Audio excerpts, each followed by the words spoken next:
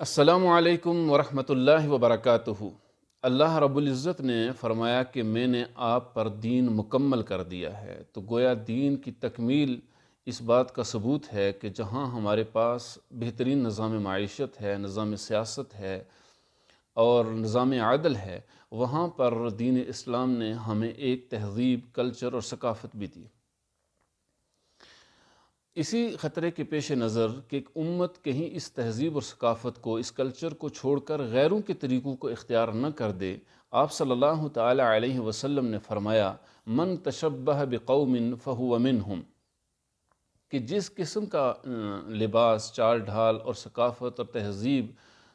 اور مشابہت اختیار کی جائے گی، اسی قوم کے ساتھ اس کا قیامت کے دن حشر کیا جائے گا۔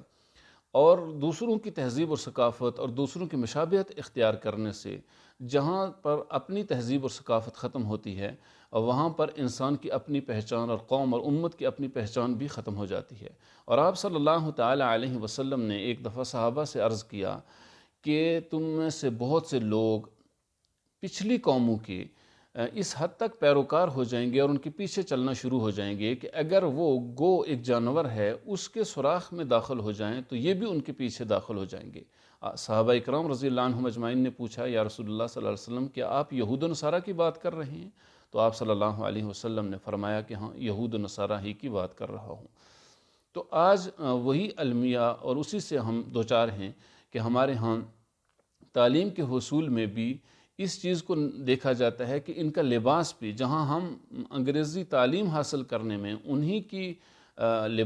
کے نصاب کی پابندی کرتے ہیں، وہاں پر انہی کے لباس کو بھی اختیار کرنا لازمی قرار دیا گیا۔ سوال یہ ہے کہ جب اپنے لباس میں تعلیم حاصل کی جاتی تھی، اس وقت کیا کوئی انجینئر نہیں بن سکا یا ڈاکٹر اور بڑے سائنسدان نہیں بن سکے کہ ہمیں یہ ضرورت پیش آئی کہ عصری علوم میں مہارت حاصل کرنے کے لیے اسی قوم کی مشابہت اختیار کرنا لازم ہے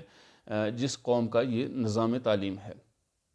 یہ وہ مشابہت ایک ایسا جرم جناب نبی کریم صلی اللہ تعالی علیہ وسلم کے ہاں ہے کہ آپ نے فرمایا کہ جس کے ساتھ مشابہت اختیار کرو گے اسی جیسے ہو جاؤ گے، اسی کی جیسا تمہارا حشر ہوگا۔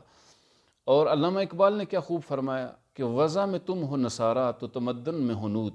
وضع میں تم ہو نصارہ تو تمدن میں ہنود، یہ مسلمان ہیں جنہیں دیکھ کے شرمائیں یہود۔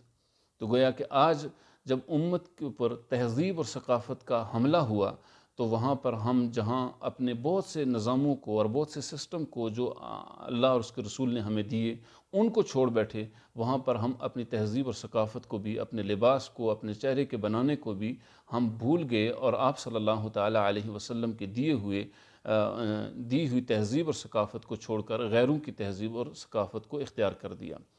اس لیے علامہ اقبال نے فرمایا کہ دنیا کو ہے پھر مارکہ روح و بدن پیش، تہذیب نے پھر اپنے درندوں کو ابھارا، اللہ کو پامردی مومن پہ بھروسہ، ابلیس کو یورپ کے مشینوں کا سہارا۔ تو یہ یورپ کی تہذیب اور ثقافت کو اپنانا، یہ جہاں غلامی کی علامت ہے، وہاں اپنی تہذیب اور ثقافت کو اپنے ہاتھوں سے مٹانے کی بات ہے۔ ضرورت اس چیز کی ہے کہ ہم اس عظیم شخصیت کی پیروی اور اسی کا لباس اور اسی کے چال ڈھال کو اختیار کریں کہ جس کے